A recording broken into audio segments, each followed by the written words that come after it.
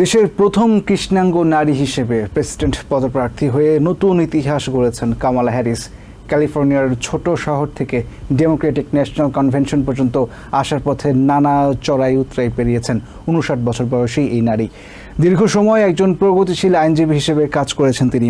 বিভিন্ন জরিপে সাবেক প্রেসিডেন্ট ও প্রতিদ্বন্দ্বী ডোনাল্ড ট্রাম্পের চেয়ে এগিয়ে আছেন কামালা হ্যারিস।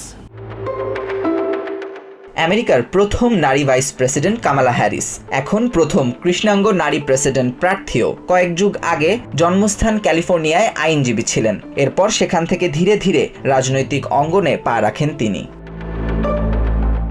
1964 সালে জন্ম নেন হ্যারিস। বাবা মা দুজনই ছিলেন অভিবাসী। বাবা ডোনাল্ড জে হ্যারিস পেশায় ছিলেন অর্থনীতিবিদ, আর মা শামালা ছিলেন একজন ক্যান্সার বিষয়ক গবেষক। ক্যালিফোর্নিয়ার বার্কলির একটি ছোট বাড়িতে একই সাথে বেড়ে ওঠেন কামালা ও তার বোন মায়া।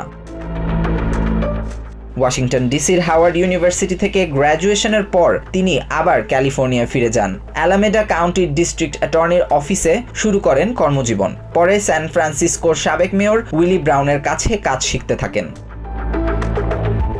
ব্রাউন জানান, কামালার ভেতর দেশের মানুষের জন্য কাজ করার তীব্র ইচ্ছা ছিল। তবে 90-এর দশকের মাঝামাঝি ব্রাউন ও হ্যারিসের মাঝের সম্পর্ক কর্মক্ষেত্রের গণ্ডি পেরিয়ে প্রণয়ে পরিণত হয়। 2004 সালে স্যান ফ্রান্সিসকোর ডিস্ট্রিক্ট অ্যাটর্নি পদ লাভ করেন হ্যারিস।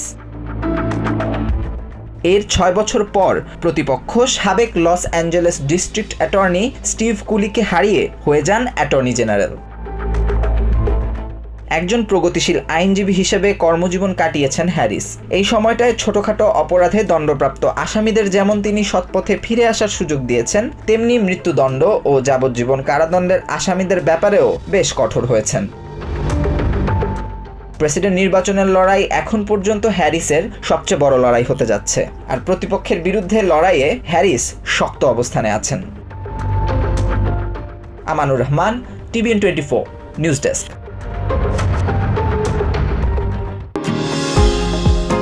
নিউ ইয়র্ক থেকে সম্প্রচারিত টিভিএন 24 টেলিভিশন বিশ্বজুড়ে বাঙালির কণ্ঠস্বর।